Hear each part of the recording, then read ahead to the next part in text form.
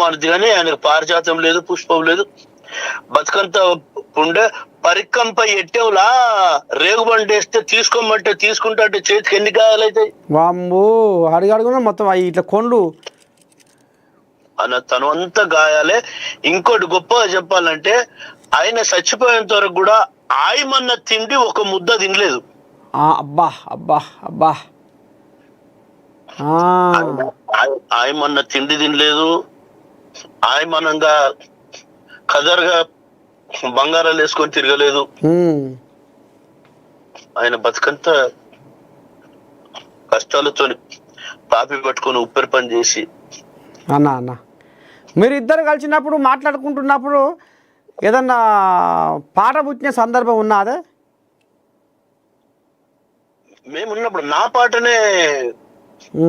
పాటనే చూసి ఆ పదం గిట్లయితే బాగుంటది, ఈ పదం గిట్లయితే నేను మంత్రసానై మనకు ప్రాణాలు పోసి సందుకు ఎన్నో సేవలను చేసి పుట్టిన పిల్లలకు పురుడులు పోసి పురుళ్ళు చేశాను నేను. పురుళ్ళు చేశానంటే పురుడులు పోసి అనాలే.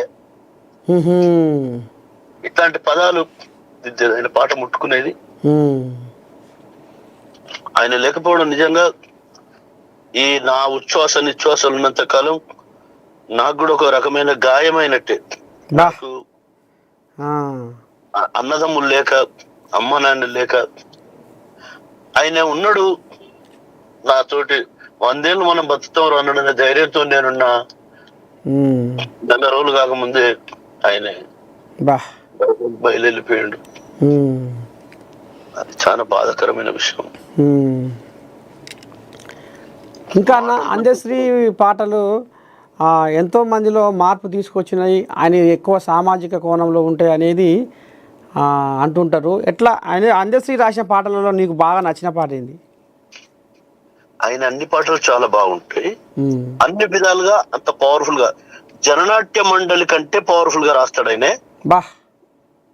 కానీ ఆయన తల మీద చుట్ట బట్ట, ఆ పైన పండ్ల తట్ట, పండ్లమ్మో అంటూ పళ్ళంతా తిరుగుకుంటూ బాజర్లా కూసుండమ్మి బతుకెల్లా తీసుకున్నా తెలుగొల్ల ఎల్లమ్మ ఏది నా తల్లి జాడ కళ్ళల్లాగా నారాదేమి. ఈ పాటలో నాకు నచ్చిన చరణం, తల్లి కోడి చుట్టూ పిల్లాలు తిరిగినట్టు, తల్లి కోడి చుట్టూ పిల్లాలు తిరిగినట్టు, బంటోళ్ళ తల్లి గంప చుట్టూ పిల్లల గుంపు, 2 పావుల దినుసు కుక్క పావేడు పండ్లు, కొసరెత్తే బుద్ధేడా జీరేది, పెడితే బుద్ధేడా జీరేది, కోసన్ని పండ్లు కొసరేసి బుజ్జాగించదటరు.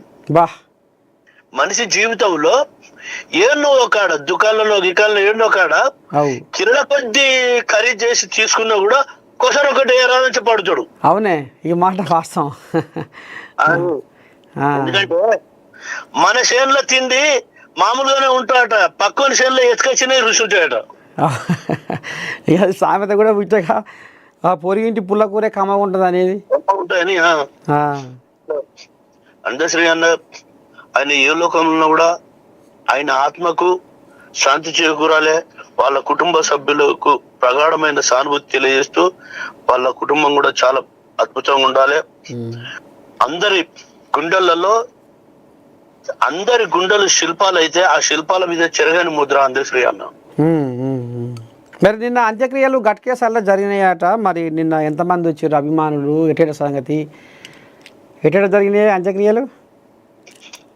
వేలాదిగా తరలిచ్చిన. ముఖ్యంగా గొప్ప విషయం ఏంటంటే తెలంగాణ రాష్ట్ర ముఖ్యమంత్రి వర్యులు యనుమల రేవంత్ రెడ్డి గారు కుల మత వర్గ వర్ణ భేదాలు మర్చిపోయి ఒక మహాకవి ఆయన అంతిమ పల్లాకిని తన భుజ స్కంధాల మీద మోసుకురావడం, యావత్ తెలంగాణ రాష్ట్ర కవులు కళాకారులందరికీ అరుదైన గౌరవం దక్కినట్టు భావించుకోవాలి.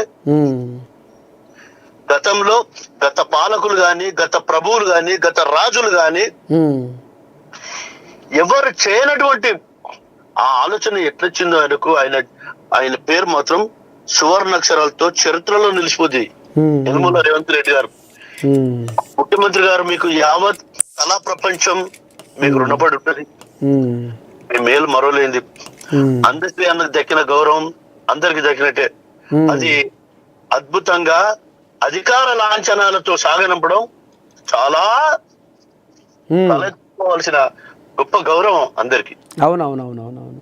ఆ విషయంగా వరంగల్ శ్రీనివాస్ ముఖ్యమంత్రి రేవంత్ రెడ్డి గారికి సదా శిరసంచి నమస్కారాలు తెలియజేస్తున్నాడు.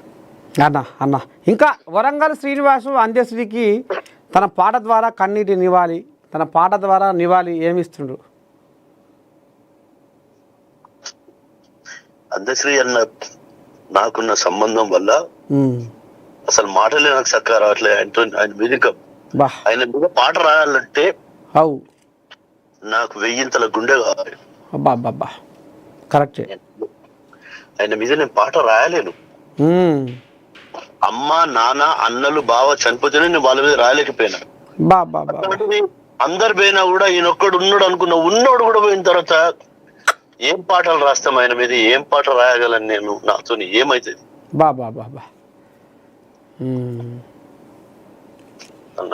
అన్న శనార్థి. మొత్తానికి వరంగల్ శ్రీనన్న మరి అంత్యశ్రీతోటి ఆనాటి గుర్తులు, ఆనాటి జ్ఞాపకాలు, ఆనాడు ఎట్లా ఏ రకంగా వరంగల్ శ్రీనన్న సాహిత్యంలో కూడా ఆయన కూర్చొని చర్చించి మరి ఆ పాటల్ని ఈ మధ్య కాలంలో కదా అన్న అది ఆవిష్కరణ జరిగింది? జరగలేదన్న, ఇంకా జరగాలి. నేను 2 రోజుల్లో తీసుకుపోయి పుస్తకం చూపించాలి. నా పని కాకముందే అన్న నది ప్రవాహం కావ్యం బయట రాకముందే అన్న వేయండు. కాకపోతే నా అదృష్టం ఏంటంటే అన్న వేసిన నిప్పుల బాగులో నా పాటలు చాలా ఉంటాయి. అన్న వేసిన నిప్పుల బాగు అనే పుస్తకంలో చాలా మంది కవుల పాటలు ఉంటాయి, అందులో నా ఎక్కువ ఉంటాయి. అది నా అదృష్టం. ఆయనకు నాకున్న భావం మాటలతో చెప్తే తీరంది, కానీ చరిత్ర భూమి ఆకాశం ఉన్నంత కాలం, నిప్పులవాగు పుస్తకం ఉన్నంత కాలం, అందులో అంత్యశ్రీ అనే పుస్తకంలో నేను కూడా భాగస్వామి అయినట్టు అదొక చరిత్ర. అన్న సరే అన్న, మీరు అంత్యశ్రీతోటి మీ దోస్తానము, మీ పాటల ప్రస్థానము, మీ అనుబంధం, అంత్యశ్రీకి ఇవాళ నిజంగా పాడే మోసిన రేవంత్ రెడ్డి కూడా నిజంగా మీరు అన్నట్టు కవులను కళాకారులు అంటే రేవంత్ రెడ్డి కూడా ఎంత మక్కువ అనేది కూడా కనపడుతుంది. మరి